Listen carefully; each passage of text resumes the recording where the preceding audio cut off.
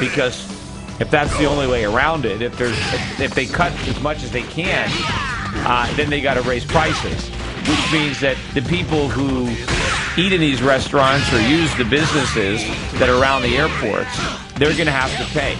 They're going to have to pay more for these services or more for these products as a result of the higher minimum wage. But it certainly would be a good example, a lesson for the world to learn.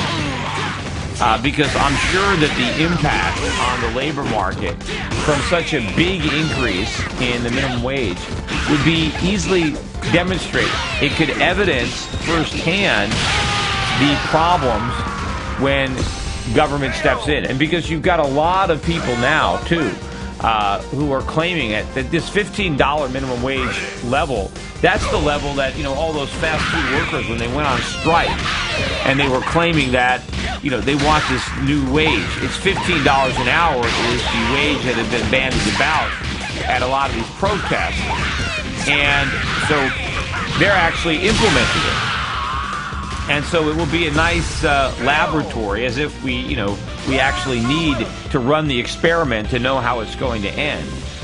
But it's going to be a good microcosm. People can watch it and see how much damage is done.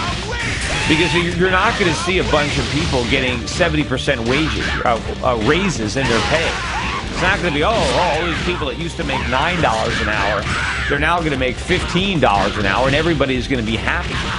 There might be a few people that are happy. There might be some people that see their pay increase to $15. But more people will see their pay reduced to zero because they won't have a job anymore. Now, of course, what are those people going to do that used to have jobs? Well, maybe they'll steal. Either they'll do it themselves, right? They'll become criminals themselves, or they'll let the government steal for them, and they'll just take their share of the loot. Because what they're going to end up doing is they'll be going on government programs to make up for the fact that the minimum wage took away their job. Anyway, our guest is joining the program now. Hold on, I just took my. It's Kayla. Hold on, Kayla Towsky, excuse me, reporter. Towsky.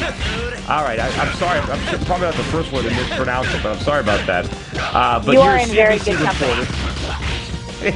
Yeah, you're CNBC. You've been there since 2011. I know I've seen you on there often enough. You sometimes substitute anchor on Squawk Box, on Squawk on the Street, and Power Lunch. And I know we brought you on today to talk about the Twitter IPO, which I'm sure is a developing story on CNBC, because they're pricing it this evening, right? And it's going to start trading tomorrow.